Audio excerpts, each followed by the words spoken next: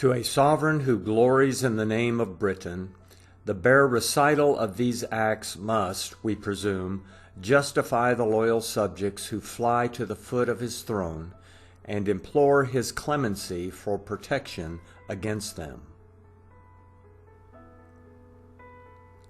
From this destructive system of colony administration, adopted since the conclusion of the last war, have flowed those distresses, dangers, fears, and jealousies that overwhelm your Majesty's dutiful colonists with affliction, and we defy our most subtle and inveterate enemies to trace the unhappy differences between Great Britain and these colonies from an earlier period, or from other causes than we have assigned. Had they proceeded on our part from a restless levity of temper,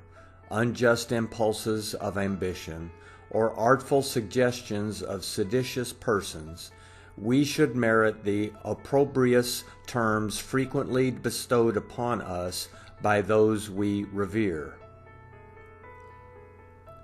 But so far from promoting innovations, we have only opposed them, and can be charged with no offense, unless it be one to receive injuries and be sensible of them. Had our Creator been pleased to give us existence in a land of slavery,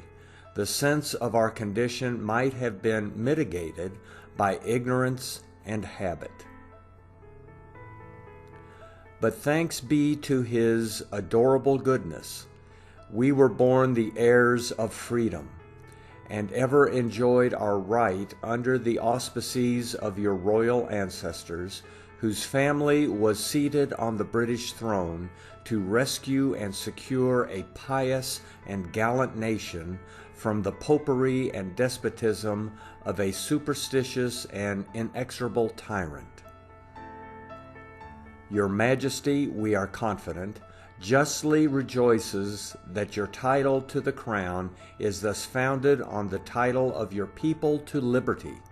and therefore we doubt not but your royal wisdom must approve the sensibility that teaches your subjects anxiously to guard the blessing they receive from divine providence, and thereby to prove the performance of that compact which elevated the illustrious House of Brunswick to the imperial dignity it now possesses. The apprehension of being degraded into a state of servitude from the preeminent rank of English freemen, while our minds retain the strongest love of liberty and clearly foresee the miseries preparing for us and our posterity, excites emotions in our breasts which, though we cannot describe, we should not wish to conceal. Feeling as men and thinking as subjects in the manner we do, silence would be disloyalty.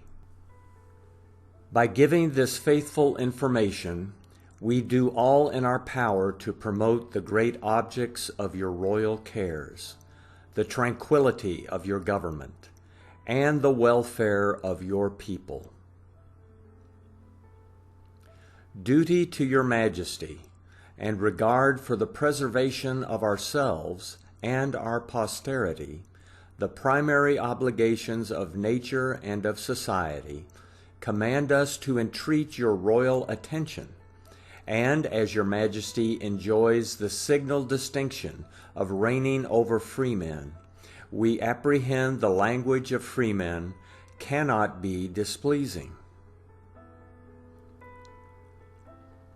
Your royal indignation, we hope, will rather fall on those designing and dangerous men